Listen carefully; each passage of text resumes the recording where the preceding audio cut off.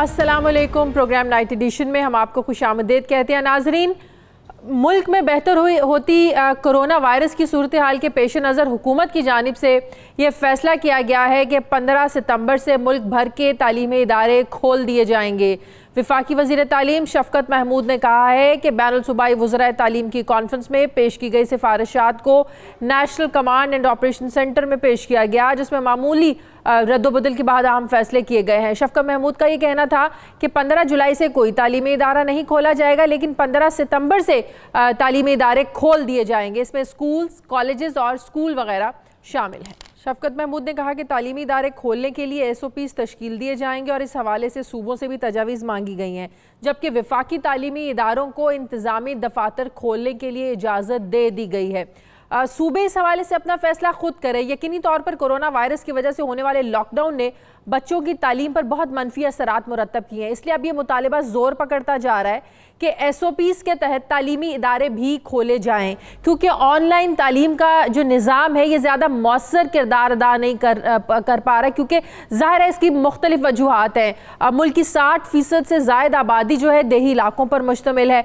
कई जगहों पर इंटरनेट की सहूलियात मुयसर नहीं है, जबकि फिर बढ़ती हुई जो लोड शेडिंग है ये भी ऑनलाइन तालीम में एक बहुत बड़ी रुकावट बन रही है। दूसरी तरफ एक राय ये भी है कि किसी भी चीज़ से ज़्यादा अहम बच्चों की सेहत का मामला है, इसलिए जब तक वायरस का मुकम्मल तौर पर ख़ात्मा नहीं हो जाता तब तक स्कूल नहीं खुलने चाहिए, ये भी एक राय है। दूसरी तरफ all Pakistan private schools federation ने सितंबर से स्कूल खोलने का जो ऐलान है इसको मुस्तरद कर दिया है। All Pakistan private schools federation के सदर काशिफ मिर्ज़ा का ये कहना है कि स्कूल खोलने के लिए अप्रैल में SOPs दे चुके हैं हम लोग। स्कूलों में ब्रेक और असम्बली के औकात ख़त्म करने की भी हम लोगों ने तजवीज़ दी है। स्कूलों में 3 शिफ्टें शुरू करने की तजवीज़ भी अब ज़ेर गौर है। इस सारे मामले पर हम बात करेंगे। मुझे ज्वाइन किया है वफाकी वज़ीर तालीम शफ़कत महमूद साहब ने। अस्सलाम वालेकुम, बहुत बहुत शुक्रिया शफ़कत साहब आपने वक्त दिया। शफ़कत साहब, 15 सितंबर से जो तालीमी इदारे खोलने का फ़ैसला हुआ है, ज़ाहिर है तमाम सूबों के इत्तफ़ाक़ राय से ये फ़ैसला हुआ है, लेकिन जो 15 सितंबर की डेट है, क्या ये हतमी फ़ैसला है या आप लोग देखेंगे कोरोना केसेस की रेशो क्या है? जिस तरह आप स्मार्ट लॉकडाउन की पॉलिसी के बाद हम देख रहे हैं कि केसेस बतदरीज कम हो रहे हैं, इसी तरह अगर केसेस की रेशो कम होती रही तो ये डेट पीछे भी जा सकती है?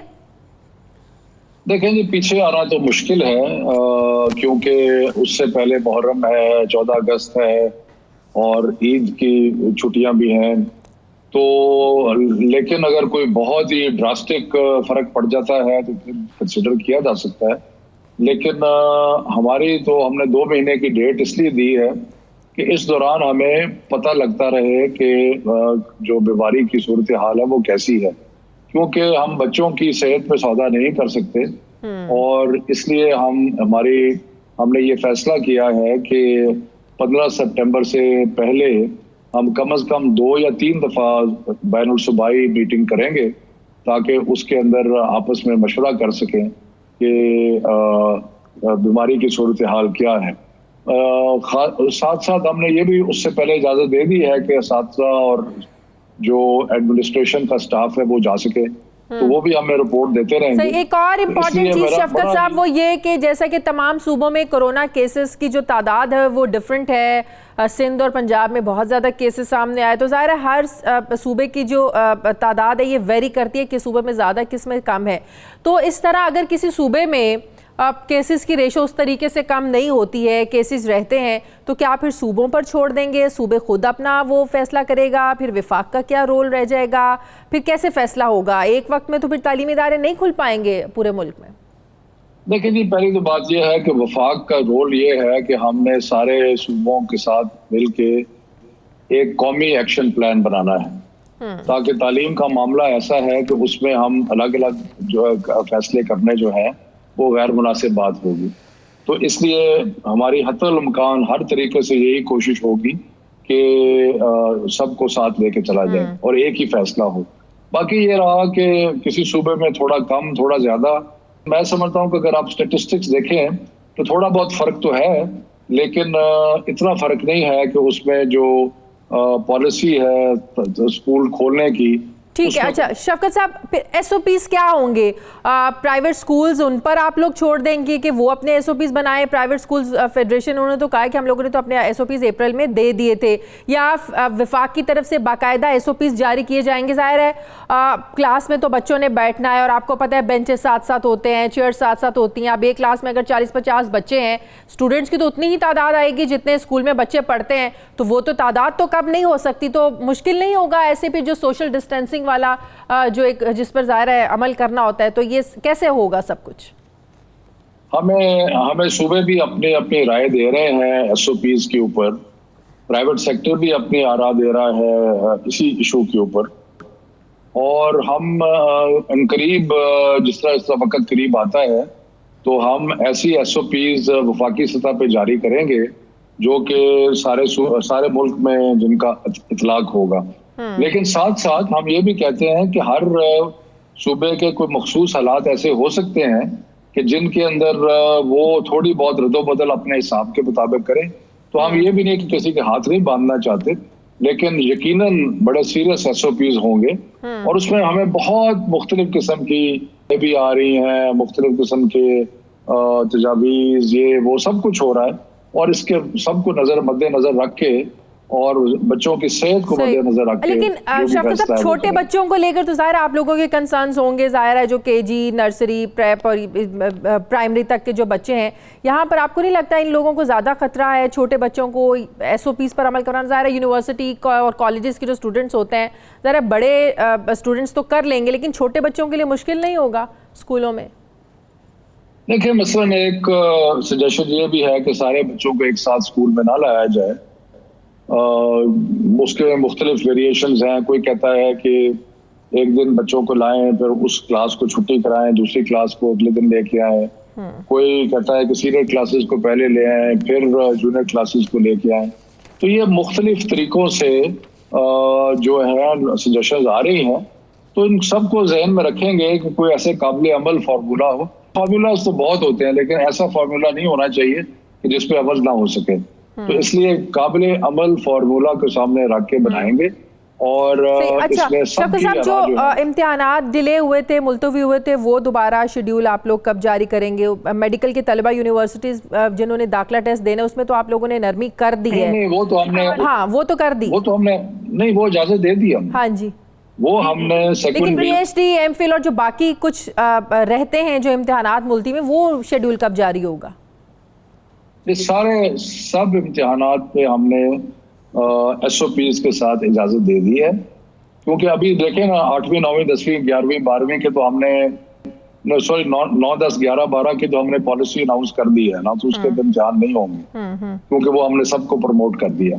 लेकिन जो प्रोफेशनल इम्तिहानात हैं, चार्टर्ड अकाउंटेंट्स के, डॉक्टर्स के, लॉयर्स के, बाकी लोगों के, उसके बाद पब्लिक सर्विस कमीशन है, प्रोविंशियल कमीशंस हैं, उसके बाद यूनिवर्सिटी की एडमिशंस हैं, मेडिकल कॉलेजेस की एडमिशंस हैं, मदारिस के कुछ इम्तिहानात हैं। तो इन सब की हमने इजाजत दे दी है, ताकि क्योंकि ये थोड़े अरसे के लिए होते हैं, कोई 1 दिन का है, कोई 2 दिन का है, कोई 4 दिन का है। सही है। तो हमने इजाजत दी है कि ये 1-2 दिन में, 4 दिन में आप अपना ये सारा मामला जो है खत्म कर। सही। अच्छा शफकत साहब, 19 मार्च को आप लोगों ने ऐलान किया था कि जो यकसा निसाब तालीम है इसको मुतारिफ करवाने के लिए आप लोगों का जो इसका पहला मरहला था वो आप लोगों ने मुकम्मल किया, और 1ली से 5वीं के लिए जो मुतफ़िका निसाब है वो भी आप लोगों ने बनाया और कहा कि ये अप्रैल 2021 में इसको आप लोगों को निफाज करना है। सिंध कुछ पॉइंट्स पर इसकी जो है ना वो इसकी मुखालिफत कर रहा है, लेकिन फिर अगर एक सूबा मुखालिफत करता है तो फिर आप लोगों का जो पूरे मुल्क में यकसा तालीमी निसाब का जो एक मोटिव है वो तो मकसद पूरा नहीं हो सकता। तहफ़्फ़ुज़ात हैं, क्या तहफ़्फ़ुज़ात है सिंध के? नहीं, मेरा ख्याल है कि ऐसी कोई बात नहीं है। पता नहीं आपको कहाँ से ये इत्तला मिली है कि सिंध बिल्कुल ताउन नहीं कर रहा। बिल्कुल ऐसी बात नहीं, सिंध हमारे साथ ताउन कर रहा है। यकसा तालीमी निसाब पे सिंध का सिर्फ लैंग्वेजेस का थोड़ा सा इशू है, क्योंकि नेचुरली वहाँ पे सिंध के जो इलाके हैं उनमें सिंधी जुबान बोली जाती है, तो कुछ किताबें सिंधी में होंगी। लेकिन मेरा ख्याल है कोई फंडामेंटल बुनियादी हमारा आपस में कोई इख्तलाफ नहीं है। सही। अच्छा, तो पुराना निसाब बिल्कुल फौरी खत्म हो जाएगा, पुराना सिलेबस? नहीं, अभी नहीं। हम तो अभी पहली से 5वीं का निसाब बना रहे हैं और ये इस पे टेक्स्ट बुकें तैयार हो रही हैं और ये तो हम मार्च अप्रैल 2021 में नाफिज करेंगे और उसके बाद 6वीं 7वीं 8वीं पे काम शुरू है, उसके बाद 9वीं 10वीं 11वीं 12वीं पे होगा। सो ये सिलसिला चलता रहेगा। लेकिन जिस तरह इस तरह मसला अगर 5वीं तक हम तालीम जो निसाब करते हैं तो जो इस वक्त निसाब है और इसमें जो बहुत बड़ा फर्क है जो एम्फर करने की जरूरत है वो ये है कि ये निसाब एलीट प्राइवेट स्कूलों से लेके सबसे छोटे मदरसे में भी यकसा तौर पे नाफिज हो। सही, इसका मतलब उर्दू मीडियम, इंग्लिश मीडियम, दीनी मदारिस सबके लिए एक ही निसाब सब पर लागू होगा?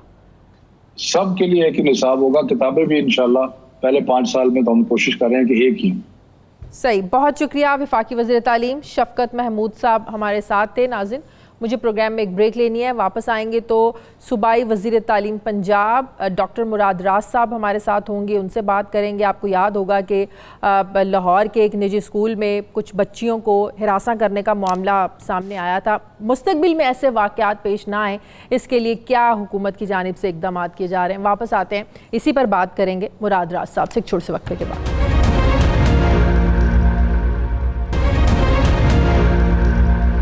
ब्रेक के बाद एक बार फिर से आपको खुशामदीद कहते हैं। वज़ीर तालीम पंजाब डॉक्टर मुराद राज साहब ने मुझे ज्वाइन किया। अस्सलाम वालेकुम, बहुत बहुत शुक्रिया डॉक्टर साहब आपका। डॉक्टर साहब, अभी शफकत महमूद साहब से भी मेरी बात हो रही थी। ज़ाहिर है आप लोगों ने सूबों ने इत्तफ़ाक़ राय से एक फ़ैसला तो कर लिया है कि आप लोग 15 सितंबर से स्कूल खोलने जा रहे हैं और फिर ज़ाहिर है एक और इजलास होगा, आप लोग जायज़ा लेंगे कि कोरोना केसेस की रेशो क्या है, कितनी तादाद है, उस हवाले से आप लोग अपना फ़ैसला जो है ना, ज़ाहिर है उसमें डेट आगे पीछे भी हो सकती है। लेकिन द इम्पॉर्टेंट क्वेश्चन इज़ कि पेरेंट्स का इसमें कोई आप लोगों को रिएक्शन आ रहा है? क्योंकि हमने आज वॉक्स पॉप्स करवाए, लोगों की राय जानी, पेरेंट्स की, बड़ा मिला जुला रद्द अमल है। वो कहते हैं नहीं, लोग बच्चों की सेहत पहले है, कुछ लोग कहते हैं नहीं स्कूल खुलने चाहिए। आप तक रिएक्शन क्या आ रहा है? पेरेंट्स हैप्पी हैं बच्चे स्कूल जाएं अब? देखिए, मैं आपको ये बताऊं शाजिया कि 2 किस्म के ओपिनियंस आ रहे हैं और दोनों मेजॉरिटी, कई कहती हैं एलीट स्कूल्स वाले जो प्राइवेट स्कूल्स हैं वो कहते हैं हमने नहीं भेजने, बाकी पेरेंट्स कहते हैं हमने भेजने हैं। मैं आपको एक चीज बताऊं, हम किसी के प्रेशर में नहीं आ सकते। आपको पता है मैं कभी किसी के प्रेशर में आके फैसला नहीं करता, इसलिए क्योंकि खुदा ना खास्ता एक बच्चे को भी कुछ हो गया ना, या एक टीचर को भी कुछ हो गया, तो यही लोग और यही सब आपके अगेंस्ट हो जाएंगे कि देखा जी आपने। So it's a double edge sword कि आप खोलते हैं कहने पे और लोगों के प्रेशर में आके और सिचुएशन ठीक नहीं होती तो तब भी ये आपको कहेंगे जी खोल नहीं रहे हैं। अब जिस तरह कह रहे हैं हमें खोल दिए, खुदा ना खास्ता कुछ हो गया तो तब भी आपके उल्टा सब पीछे पड़ जाएंगे जी ये क्या कर दिया। लेकिन वो प्राइवेट स्कूलों वाले तो कह रहे हैं ना कि आप 15 सितंबर तो बहुत देर है भाई, आप लोग अभी जुलाई से ही खोल दें। ये तो प्रेशर अभी बहरहाल आप लोगों पे मौजूद है। Zero pressure on me. मैं आपको ये बता दूं, I don't have any pressure of private schools, ना मैंने लेना है। वो जितना मर्जी प्रेशर डालते रहे, वो मुझे बड़ी अच्छी तरह 2 साल से जानते हैं, मैं इनका प्रेशर कभी नहीं लेता। सही। अच्छा, एक चीज़ जो मैं आपसे डिस्कस करना चाहती हूँ कि पिछले दिनों एक प्राइवेट स्कूल के जो एक स्कैंडल सामने आया, जिस तरीके से बच्चियों को हिरास किया जा रहा था वहाँ पर, फिर उसके बाद ज़ाहिर है किसी एक पे हिम्मत आ जाए तो और बच्चे भी जो है ना जिनके साथ उस तरह का वाक़या हुआ होता है वो बोलना शुरू कर देते हैं। तो इसके लिए आप लोग क्या एक्शन आप लोग ले रहे हैं? एक के बाद दूसरा, दूसरे के बाद तीसरा, इतने वाक़यात सामने आ रहे हैं, क्या आप लोग कर रहे हैं? ऑलरेडी लॉज तो हैं, इम्प्लीमेंटेशन नहीं लॉज ही नहीं है शाज़िया, ये तो सबको पता नहीं है। लॉज ही नहीं है हरासमेंट में स्कूल्स के। फॉर द फर्स्ट टाइम आज हमारा ड्राफ्ट बन के आया है। आज लॉ डिपार्टमेंट, हमने अपने लॉयर्स जो हमारे गवर्नमेंट के हैं उनसे आज बन के आया है। जो प्राइवेट स्कूल्स एक्ट की मैं पिछले आपसे कोई 2-3 महीने से बात कर रहा था ना कि हम लेकर जा रहे हैं, नया प्राइवेट स्कूल्स एक्ट लेकर आ रहे हैं, वो हमने वापस बुलाया लास्ट वीक जब ये हुई ना सारी सिचुएशन। उसमें पहली दफा in the history school education कह रहा हूँ स्टूडेंट्स के लिए पहली दफा लॉ डाला गया जिसमें हरासमेंट है, जिसमें बुलिंग है, जिसमें ये सारी चीजें डाली गई हैं। पहले ये थी नहीं बीच में, ये सिर्फ औरतों के लिए था एम्प्लॉयमेंट वाली जगह पे, not for any school students और एनीथिंग लाइक दैट। अब इसमें हमने क्या डाला मैं आपको बताऊं, सिर्फ स्कूल से निकाला नहीं जाएगा या वो कहीं और किसी स्कूल में इंस्टीट्यूशन में काम नहीं कर सकेंगे, इसके अलावा फाइन होगा, इसके अलावा जेल टाइम होगा, ये सब चीजें बीच में होंगी।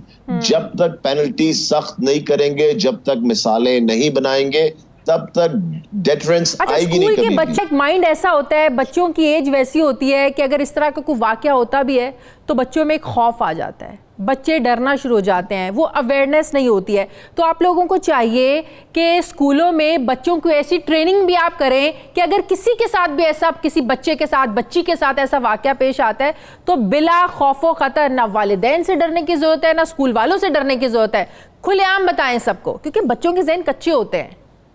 बिल्कुल शाजिया, इसमें दो चीजें हमें करनी पड़ रही। एक तो हमने पब्लिक स्कूल्स के अंदर हमेशा स्कूल काउंसिल्स बनाई है जिसमें पेरेंट्स भी इन्वॉल्व होते हैं और टीचर्स भी। वो एक काउंसिल होती है जिसके पास बच्चे आ सकते हैं बताने के लिए जी क्या प्रॉब्लम्स आ रही हैं। पब्लिक स्कूल्स में ये नहीं है, तो अब हमने प्राइवेट स्कूल्स में ये नहीं है। अब हम ये लॉ के अंदर डाल रहे हैं कि प्राइवेट स्कूल्स अपने स्कूल काउंसिल्स बनाएंगे जिसके अंदर पेरेंट्स को एग्जैक्टली पता हो स्कूल के अंदर क्या हो रहा है, उनके पास उसमें पेरेंट्स भी होंगे और टीचर्स भी होंगे। इसलिए वो आके अपने वहां पे चीजें डिस्कस कर सकेंगे। सेकंड ऑफ ऑल कि हमेशा इस चीज को आज तक कभी डिस्कस किया ही नहीं गया because of our cultural thing, जो हमारा कल्चर है उसकी वजह से पहली दफा ये चीज सामने आ रही है। तो हम तो कोशिश करें, और मेरी आपसे एक रिक्वेस्ट है कि मैं पिछले 10 दिन से रिक्वेस्ट कर रहा हूं, ये हमारे पास एक भी अभी तक रिटन कंप्लेंट नहीं आई है। देखें शाजिया, किसी भी केस को आगे चलाने के लिए, किसी को पकड़ने के लिए, तो मैं कह रही हूँ पेरेंट्स तक पहुंच भी जाए, अपना जो हमारा एक मुआशरा है इज्जत के लिए, बच्ची का नाम बाहर निकल जाएगा, अब तस्वीरें आ जाएंगी मीडिया पर, आपको पता है सोशल मीडिया का तो दौर है, तो ये भी तो हमारी सोसाइटी का एक अलमिया है ना कि नहीं ये चीजें बाहर लेके आते। मगर देखें कि अगर हमने FIR इस वक्त करवाई भी हुई है और उसके ऊपर इन्वेस्टिगेशन हो रही है, वो एक बेनामी है। I mean, अनलेस मुद्दई सामने नहीं आता हम इसको पूरी तरह परस्यू नहीं कर सकेंगे। तभी हम ये चाह रहे हैं कि हम वो लॉज उन जगहों पे ले आए, वो स्कूल काउंसिल्स बना दें, वो चीजें हम कर लें जो कि पनिशमेंट्स सारी चीजें सामने आ जाएं, पंजाब असेंबली से फौरन पास करवा के, so that all these things are in place, ताकि बच्चों को पता हो कि कम से कम कोई तो प्रोटेक्शन उनको मिलने लगी है, किसी से जाके वो बात तो कर सकेंगे। So I mean we are putting all these things within 1 week हमने ये सब चीजें की। अच्छा, एक्ट बन गया, इम्प्लीमेंटेशन शुरू हो जाएगी जब स्कूल खुलेंगे? नहीं, ये अभी पंजाब असेंबली जाना है। अच्छा। ये हमने लॉ डिपार्टमेंट को भिजवा दिया। अच्छा। हमने ड्राफ्ट करके लॉ डिपार्टमेंट को ये मंडे को इंशाल्लाह ताला चला जाएगा। सही। और वो वहां से प्रोसेस करके उसके अंदर जो भी प्लस माइनस करना होगा ये पंजाब असेंबली जाएगा सेशन के अंदर, जी अमेंडमेंट करके, बिल्कुल। और ये करके पंजाब असेंबली में हम इसको पास करवा के देन देखिए इम्प्लीमेंट करवाना इज नॉट दैट हार्ड। अगर आप 20% की देख लें, आपने भी मुझे कुछ केसेस बताए 20% के, बिल्कुल, वो सारे हमने रिजॉल्व किए कि नहीं किए? बिल्कुल किए। I mean, आज भी मुझे लोगों की कंप्लेंट्स आती है, हमें 20% नहीं मिल रहे। जो कंप्लेंट पहुंचती है, मैं आपको बता रहा हूँ 95% प्लस कंप्लेंट्स मैंने रिजॉल्व करवाई है लोगों की, जिनकी आई कि जी हमारे ये इश्यूज आ रहे हैं 20% के साथ। और मैं सबको ये बताना चाहता हूं, मुझे बहुत लोग पूछ रहे हैं कि 20% कब तक रहेगा? जब तक कोविड-19 की वजह से स्कूल बंद रहेंगे, ये 20% डिस्काउंट फी पे रहेगा स्कूल टिल व्हेनेवर। सो अभी हमने कोई फाइनल डेट तो नहीं दी ना, ये तो हमने एक टेंटेटिव डेट दी है कि 15 सितंबर को खोलना है। इसके लिए हमने हर डिस्ट्रिक्ट से, हेल्थ वालों से डाटा मंगवाया है कि वहां पे क्या स्टेटस है कोरोना का, and then we will make a decision इंशाल्लाह ताला। थैंक यू वेरी मच, शुक्रिया। सूबाई वज़ीर तालीम पंजाब डॉक्टर मुराद राज साहब मेरे साथ थे। मुझे प्रोग्राम में एक ब्रेक लेनी है, वापस आते हैं छोटे से वक्त के बाद।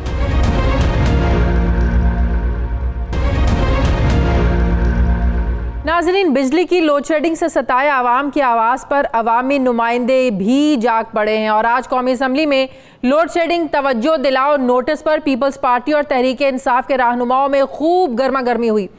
वफाकी वजीर असद उमर ने कहा कि के इलेक्ट्रिक की निजकारी पाकिस्तान मुस्लिम लीग काफ की हुकूमत में की गई। इसके बाद फिर 5 साल पीपल्स पार्टी की हुकूमत रही। यहाँ राजा परवेज अशरफ मौजूद हैं, वो बताएं कि इतनी मुजरिमाना तंजीम ने जब के इलेक्ट्रिक को ख़रीदा हुआ था तो उन्होंने खुद इसे क्यों नहीं पकड़ा? सुनिए क्या कहा असद उमर साहब ने। सर, के इलेक्ट्रिक की निजकारी की गई थी पाकिस्तान मुस्लिम लीग काफ की हुकूमत में। उसके बाद 5 साल पीपल्स पार्टी की हुकूमत रही। अल्हम्दुलिल्लाह ये हाउस प्रिविलेज है कि उस पीपल्स पार्टी की हुकूमत के वजीर बिजली जो बाद में वजीर आजम पाकिस्तान बने, राजा परवेज अशरफ साहब मौजूद हैं। मैं उनसे रिक्वेस्ट करूंगा वो भी खड़े होकर बताएं कि ये इतनी क्रिमिनल आउटफिट जिसने के इलेक्ट्रिक को खरीदा हुआ था तो इन्होंने उसको क्यों नहीं पकड़ा। फिर इसका जवाब देते हुए राजा परवेज अशरफ ने कहा कि हुकूमती बेंचों से हर सवाल का जवाब आता है कि ये पिछली हुकूमतों का किया धरा है। हुकूमत बनने के 4 महीने तक तो ये सब फिक्रे चलते हैं कि माजी की हुकूमतें हर मसले की वजह हैं। आज हुकूमत के 2 साल होने पर सवाल किया जाता है तो जवाब आता है हम अगले 2 साल में मसला हल करेंगे। सुने राजा परवेज अशरफ साहब ने क्या कहा।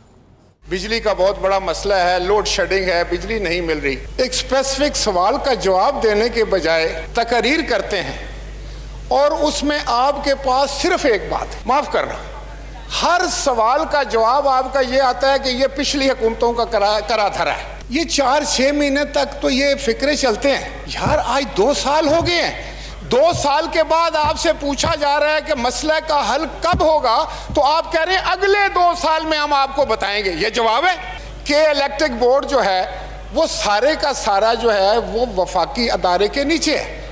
नेपरा भी वफाक के नीचे है, एनर्जी का महकमा भी वफाक के नीचे है। तो और उस बोर्ड के ऊपर सिंध के गवर्नमेंट का या सिंध का एक मेंबर भी नहीं है, तो क्या उसका कोई जवाब आना चाहिए था या नहीं आना चाहिए था।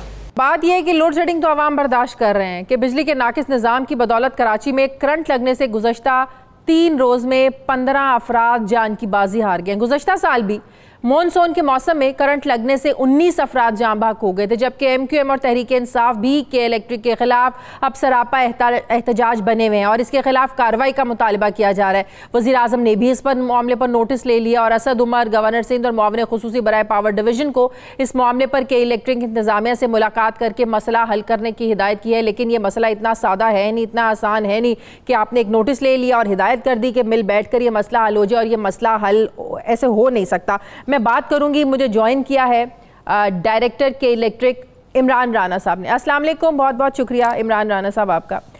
इमरान राना साहब, बात ये है कि कोई पहला साल तो है नहीं कि कराची में लोड शेडिंग हो रही है। हर साल यही होता है, हर साल इल्ज़ामात लगाए जाते हैं, हर साल के इलेक्ट्रिक की परफॉर्मेंस पर बात की जाती है, हर साल ये कहा जाता है कि के इलेक्ट्रिक की जगह जो है ना किसी और कंपनी को काम करने के लिए ये दे दिया जाए, किसी और कंपनी को आगे लगाया जाए। शंघाई जो चाइनीज़ कंपनी है उसके साथ नून लीग कहती है हमने मुआहदा कर लिया, हमारा मुआहदा जो है ना वो प्रोसेस में था, क्यों तहरीक इंसाफ इसको आगे नहीं बढ़ा रही है।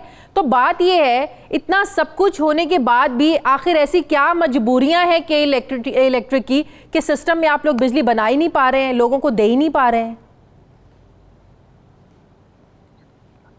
Thank you very much. First of all मुझे प्रोग्राम पे दावत देने के लिए, कंपनी के मौक़िफ़ को आपके इस प्रोग्राम के ज़रिए लोगों तक पहुंचाने के लिए। देखिए, ऐसी बात नहीं है कि हम बिजली बना नहीं पा रहे हैं या लोगों को बिजली सप्लाई नहीं कर पा रहे हैं।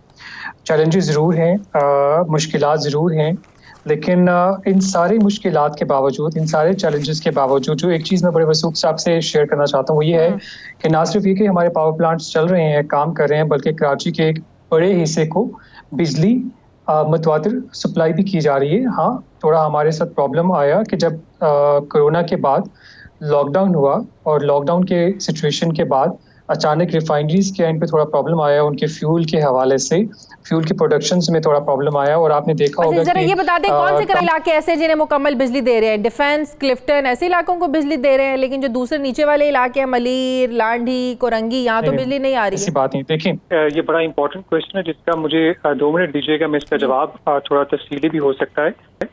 देखिए, जहाँ तक लोड मैनेजमेंट का ताल्लुक है, जिसको अब लोड शेडिंग कहते हैं, इसको लोड मैनेजमेंट हम अपनी टेक्निकल टर्म्स में बोलते हैं। तो बेसिकली इसका डायरेक्ट ताल्लुक जो है वो बिजली की चोरी से है। अच्छा, बिजली के जो हम ऐसे इलाके भी हैं कराची के अंदर जहाँ पर तकरीबन 80% तक जो है बिजली की चोरी की जाती है। तो इस सिनेरियो में होता क्या है कि नेशनल पावर पॉलिसी जो है उसके तहत ये तमाम डिस्कोज में अक्रॉस द पाकिस्तान ये कहा जाता है कि उनको इन ऐसे इलाकों में जो है एक सर्टेन आवर्स तक जो है लोड शेडिंग करना होती है, ताकि उसके अंदर जो लॉसेस जो है उनको कम से कम किया जा सके। उसके बावजूद जो है इन इलाकों में बिजली दी जाती है। और देखिए, लोड शेडिंग करने का है तो एक जवाब ये है ना कि आपकी तलब बहुत ज़्यादा है, लेकिन आपके सिस्टम में जो बिजली आ रही है वो कम है, जो फिर एक डेफिसिट जो खसारा हो जाता है वो पूरा करने के लिए आप लोग लोड शेडिंग करते हैं, राइट? यही बात है ना? तो इस वक्त अगर मैं आपसे ये पूछूं कि इस वक्त डिमांड कितनी है पूरे कराची में बिजली की, और आपको मिल कितनी रही, आपके सिस्टम में कितनी है, कितनी पैदावार है? देखिए, जहाँ तक डिमांड और सप्लाई का ताल्लुक होता है, ये एक वेरिएबल फिगर है, हर वक्त चेंज होता रहता है। मैं आपके साथ एवरेज नंबर जो है वो शेयर कर लेता हूँ। कि एवरेज पीक डिमांड जो किसी भी वक्त जो है वो तकरीबन 3200-3300 मेगावाट तक चली जाती है। अगर बहुत ज़्यादा डिमांड हो तो वो 3400 मेगावाट तक भी चली जाती है। हमारे पास जो सिस्टम में जो कैपेसिटी है वो तकरीबन अगर 3250 से 3300 मेगावाट तक हो तो हम उसको एनटीडीसी और तमाम जराए से अगर हमें पूरी बिजली मिल रही हो तो हम उसको एमिकेबली मीट कर सकते हैं। जो चैलेंज ये है देखिए कि अभी पिछले दिनों हुआ, देखिए आप लोग ये चीज तो माने ना कि आप लोगों का सिस्टम ऐसा है जो एक्स्ट्रा इजाफी बिजली अपने सिस्टम में शामिल नहीं कर सकता है। आप लोग ये माने कि सिस्टम बदलने की जरूरत है आप लोगों को। मुझे इसके ऊपर आपको जवाब देना चाहिए। देखें, जब लेट्स से फॉर इंस्टेंस मैं रिन्यूएबल एनर्जी की बात करता हूँ, विंड एनर्जी की बात करता हूँ जो कि घरों से हमें सप्लाई होती है, तो पिछले दिनों आपने देखा कराची के अंदर हवाएं एकदम से चलना बंद हो गई थी, बहुत कम हो गई थी। उस सिलसिले में जब ये हमारे पास जो नंबर ऑफ मेगावाट्स वहां से सप्लाई होते हैं वो वेरी करते हैं, राइट। इसी तरीके जो सोलर से हमें आती है बिजली, उसके हवाले से भी यही चैलेंज है कि बेसिकली जब हमें सूरज की जो रोशनी ठीक होती है तो वहां से हमें अच्छी सप्लाई मिलती है, बट एट टाइम वो सप्लाई कम हो जाती है, जैसे रात के टाइम वहां पे सप्लाई नहीं होती है। तो ये नंबर्स जो होते हैं ये वेरी करते हैं सप्लाई और डिमांड के, लेकिन एक्चुअल चीज क्या है जिसको हमें फोकस करना है वो ये देखना है कि क्या के इलेक्ट्रिक जो है कमिटेड है कराची के साथ। तो इसका जवाब है कि यस, के इलेक्ट्रिक ना सिर्फ कमिटेड है बल्कि हमारी पूरी मैनेजमेंट जो है टॉप से लेकर और हमारे सीईओ से लेकर हमारे बोर्ड के मेंबर्स हैं उनसे लेकर और जो लाइनमैन और बाहर, देखिए अगर के इलेक्ट्रिक कराची के लोगों के साथ बिल्कुल कमिटेड हो, हर साल आप लोगों के, आप देखें मानसून का जो है ना वो मौसम शुरू हो गया है ना, बारिशें होंगी, कहीं ज़रा सा भी पानी खड़ा होगा, जो बिजली की तारें हैं, खंबे हैं, बिजली की तारें नीचे गिरी हुई होंगी, करंट पानी में जाएगा, लोग मर जाएंगे। भाई ये खंबों का सिस्टम, तारों को मैनेज करने का सिस्टम, ये किसकी जिम्मेदारी है? आप लोगों की जिम्मेदारी नहीं है। तो कैसे आप कह सकते हैं कि कराची के लोगों के साथ आप कमिटेड हैं? भाई लोगों की जाने जा रही हैं और आप कह रहे हैं हम कमिटेड हैं। देखिए मैं आपको बड़ा क्लियरली बता दूं दोबारा एक दफ़ा, हमने अच्छी खासी इन्वेस्टमेंट की है पिछले बहुत सारे अरसे के अंदर। तकरीबन 2 अरब डॉलर से ज़ायद की इन्वेस्टमेंट सिस्टम में की जा चुकी है। सिर्फ मैं इस साल की बात करता हूँ कि सिस्टम को बेहतर करने के लिए तकरीबन 12 अरब रुपए जो है वो खर्च किए गए हैं ताकि सिस्टम के अंदर जहाँ उसको ठीक किया जा सके। अच्छा, एक आपने बड़ा इंपॉर्टेंट पॉइंट उठाया, मुझे प्लीज 2 मिनट दीजिएगा ताकि मैं इसको क्लियर कर सकूँ कि देखिए अगर जो चीजें जिम्मेदारी हमारी है वो है कि बिजली के इंफ्रास्ट्रक्चर से मुतालिक बिल्कुल जो डायरेक्ट लाइन हमारी लगी है, हमारा इंफ्रास्ट्रक्चर लगे, लेकिन जहाँ पे बारिश होती है और पानी खड़ा हो जाता है तो वो वहाँ पे हमें मदद की जरूरत होती है सिविक इदारों की। जहाँ पे कोई दरख्त वगैरह हमारे सिस्टम के हमारी तारों पे गिर जाए खुदा ना ख्वास्ता, वहाँ पे हमें फिर इदारों की जरूरत होती है कि वो आए। जैसे जैसे बारिश के बाद ये चीजें क्लियर होती जाती हैं, रेस्ट एश्योर्ड हम फौरन से पेशतर उन इलाकों की बिजली को बहाल करते हैं। और कई बार ऐसा भी होता है, देखने में आया है कि जहाँ पे कोई खुदा ना ख्वास्ता अगर बिजली फौरन बहाल ना किया जा सके, हमारी टीमें एक्स्ट्रा वे जाती हैं, कोशिश करते हैं कि वो एक खास जो लोकेलिटी है जहाँ पे प्रॉब्लम है, ऐसे मौसम में ही तो पोल खुलते हैं के इलेक्ट्रिक की कारकर्दगी के। कल नेपरा जो हेयरिंग करने जा रहा है कराची में, लोग भी आएंगे वहां पर जो के इलेक्ट्रिक के खिलाफ एक शिकायत का अंबार है वो बताएंगे नेपरा को जाकर। आप लोग भी अपना मौक़िफ़ देंगे कल? देखिए जहाँ तक नेपरा एक रेगुलेटरी बॉडी है, देखिए ये पूरा एक अच्छी बात है हमारे सिस्टम के अंदर कि लेट्स से शिकायत अगर किसी भी सारिफ को होती है कि इलेक्ट्रिक से, तो there is a system in place जो कि बेसिकली वो सबसे पहले हमारे पास शिकायत दर्ज करवा सकते हैं। अगर वो उसका उनको एमिकेबल सोल्यूशन नहीं मिलता, कौमी इदारे मौजूद हैं, ये पूरा सिस्टम ऑलरेडी मौजूद है। और अगर कहीं पे हमारी गलती होगी तो ऑब्वियसली सिस्टम जो है उसको हमारे बारे में जो है उसकी सुनवाई करेगा। उसमें नेपरा का भी सिस्टम मौजूद है, उसमें जो और इदारे भी हैं वो भी इसके अलावा काम करते हैं बेसिकली। ठीक, तो बी ऑनेस्ट मैं आपके साथ ये बात वाज़ेह करना चाहता हूँ कि ये सारा जो फीडबैक आता है हम इसे खंदा पेशानी से इसको रिसीव करते हैं, हम इसके ऊपर काम करते हैं, इसके ऊपर इम्प्रूवमेंट्स आते हैं। ठीक है, बहुत शुक्रिया। के इलेक्ट्रिक इमरान राना साहब मेरे साथ थे, थैंक यू वेरी मच। मुझे प्रोग्राम में नाज़रीन एक ब्रेक लेनी है, वापस आते हैं छोटे से वक्फे के बाद।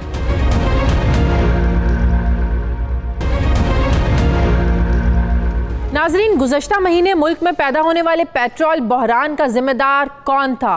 पेट्रोल की किल्लत क्यों पैदा हुई, किस वजह से पैदा हुई? इस बात का तयन करने के लिए chief justice Lahore high court justice Qasim Khan ने पेट्रोल बहरान की तहकीकात के लिए आला सतह का कमीशन बनाने की हिदायत कर दी है और अटॉर्नी जनरल को तहकीकाती कमीशन के लिए नाम और TORs पेश करने का हुक्म भी दे दिया है। अदालत ने अपने रिमार्क्स में कहा है कि कमीशन में मजबूत लोग चाहिए। अगर अटॉर्नी जनरल की जानिब से नाम बेहतर ना हुए तो अदालत फिर नाम तजवीज़ करेगी। अगर किसी सरकारी रिकॉर्ड को छुपाने की कोशिश की गई तो सख्त कार्रवाई होगी।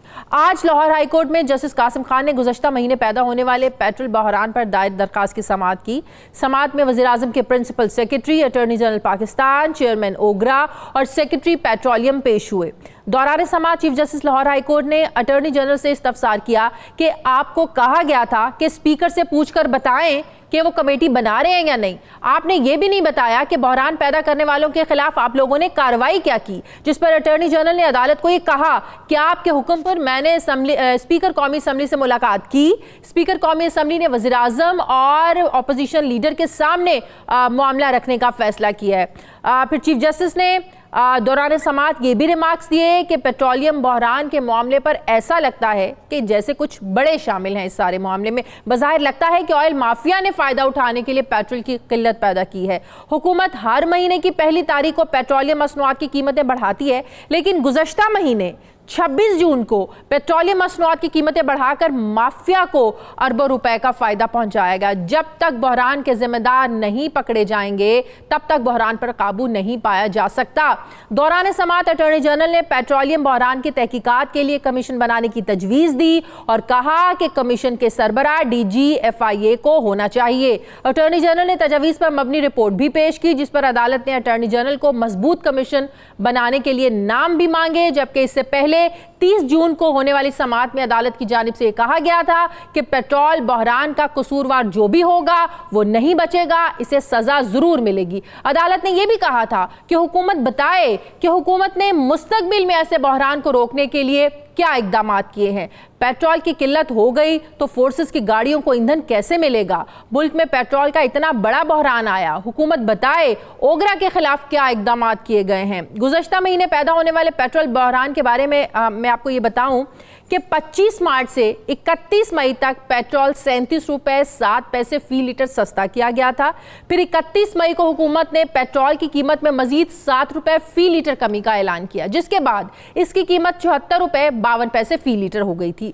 लेकिन अगले ही रोज यानी 1 जून से मुल्क भर में पेट्रोल की शदीद किल्लत पैदा हो गई थी। फिर 2 जून को ओगरा ने मीडिया में आने वाली खबरों की बुनियाद पर कंपनियों को तेल की फराहमी यकीनी बनाने की हिदायत की।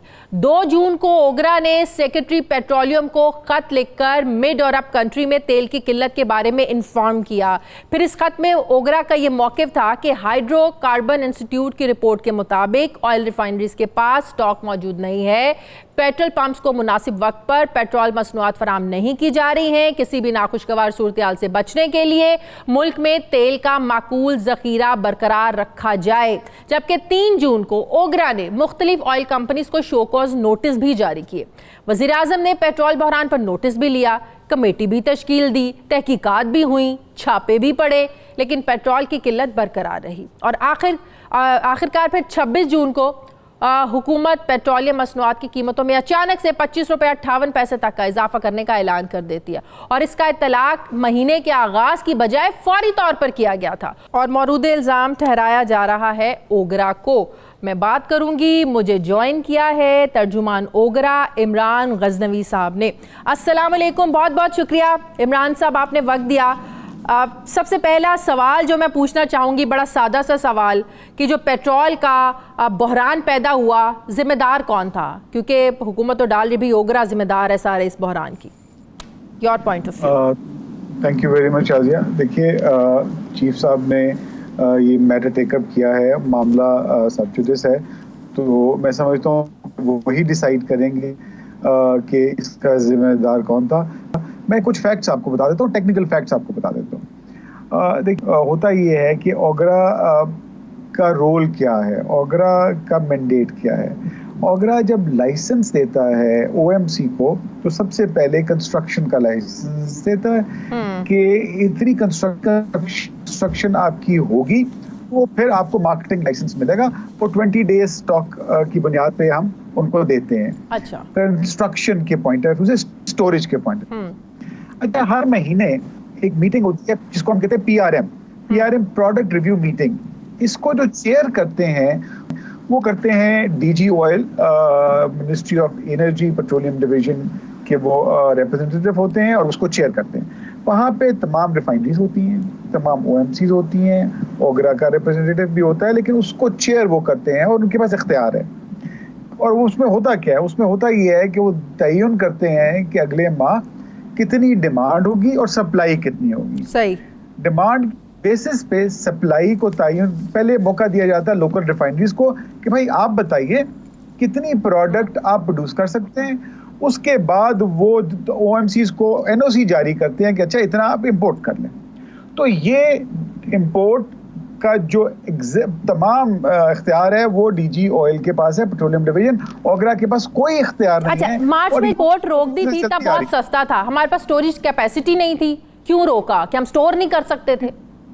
स्टोरेज कैपेसिटी देखें, ये तो पिछले 4 सालों में बहुत अच्छा हुआ कि स्टोरेज कैपेसिटी बहुत बिल्ड हुई। मैंने आपको कहा ना कि 4 सालों में बैन लगा हुआ है कि पहले कंपनी स्टोरेज बनाएगी फिर उसको मार्केटिंग लाइसेंस मिलेगा।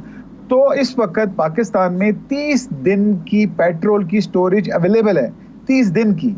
लॉ में तो 20 दिन है ना कि स्टोर होना चाहिए, प्रोडक्ट होना चाहिए, तो 30 दिन की स्टोरेज अवेलेबल है। 30 दिन की स्टोरेज, फिर बहरान क्यों पैदा हुआ?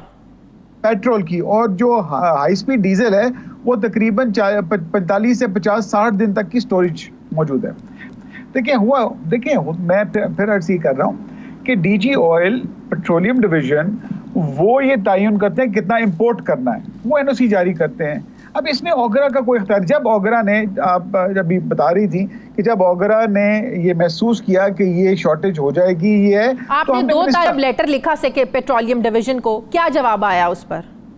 इंतजाम तो उसके ऊपर उसके ऊपर दोबारा सेक्रेटरी साहब ने मीटिंग बुलाई जिसको PRM, उसमें 2 दफ़ा मीटिंग हुई, जिसमें एक दफ़ा सेक्रेटरी साहब ने चेयर किया, दूसरी मीटिंग में एडवाइजर साहब ने और मिनिस्टर साहब ने खुद चेयर किया उस मीटिंग में। और उसमें कमिटमेंट ली गई तमाम OMCs को से कि भाई आप इतना प्रोडक्ट लाएंगी। सो बेसिकली जो डिसरप्शन हुई है वो हुई इसलिए है।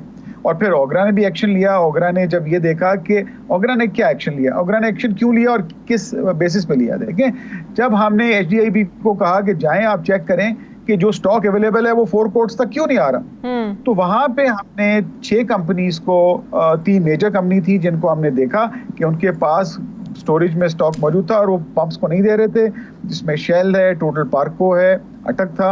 हमने उनको फाइन किया। बाकी 3 और कंपनी थी, उनको भी फाइन किया। और इसमें भी किया कि वो होर्डिंग किस पेट्रोल है और वो 4 कोर्ट पे सप्लाई नहीं कर। ठीक है, बिल्कुल ठीक है।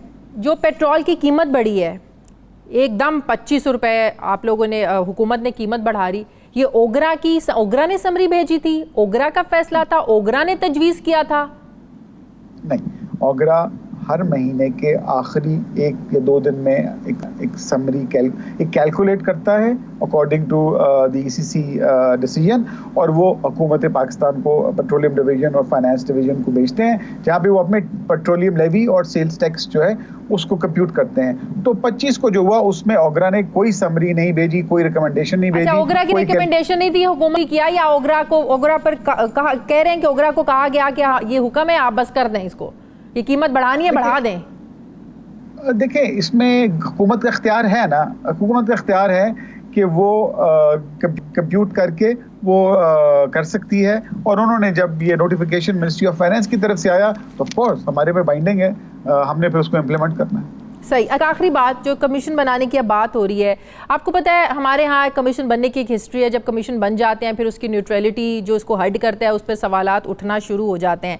अब भी chief justice Lahore high court ने यही कहा कि किसी अच्छे नाम उन्होंने मांगे हैं कि ऐसे कमीशन की, उन्होंने तो कहते हैं कि DG FIA को दे दें। तो कुछ लोगों से मेरी भी बात हुई, उन्होंने कहा जी शुएब सडल का नाम होना चाहिए, उनकी न्यूट्रलिटी पे कोई सवाल नहीं उठता है, कोई शक नहीं है। फिर खालिद मिर्ज़ा साहब चेयरमैन SCCP जो रहे हैं, आपके बारे में इसका क्या है, आपके क्या ख्याल है इस बारे में? देखें, इसमें मेरा कमेंट करना मुनासिब नहीं है। ये चीफ साहब ने टेकअप किया है और आई थिंक चीफ साहब ने, chief justice Lahore high court ने बहुत अच्छा इकदाम किया है कि वो अवाम के इंटरेस्ट में और कानून की बालदस्ती के लिए ये मैटर टेकअप किया है। और आई थिंक जिस स्पिरिट में वो काम कर रहे हैं वो ज़रूर इसमें अवाम को भी फ़ायदा होगा और हुकूमत को भी और बाकी लोगों को भी गाइडलाइन। चले, एक बात तो आज होगी, जो 25 रुपए बढ़ाए हैं ओगरा ने नहीं, ये रिकमेंडेशन ओगरा की नहीं थी, ये हुकूमत ने आवाम को लूटने का प्लान बनाया हुआ था, सो उन्होंने लूट लिया। बज़ाहिर तो यही है कि उनका इख्तियार है और उन्होंने इख्तियार इस्तेमाल करते हुए लोगों की जेबों पर इतना बड़ा डाका डाला है। बहुत बहुत शुक्रिया तर्जुमान ओगरा। नाज़रीन, हमारे प्रोग्राम का वक्त खत्म हो गया है। प्रोग्राम के लिए आप फीडबैक ज़रूर दीजिएगा। मुझे इजाज़त दीजिए, अपना ख्याल रखिएगा। अल्लाह हाफ़िज़।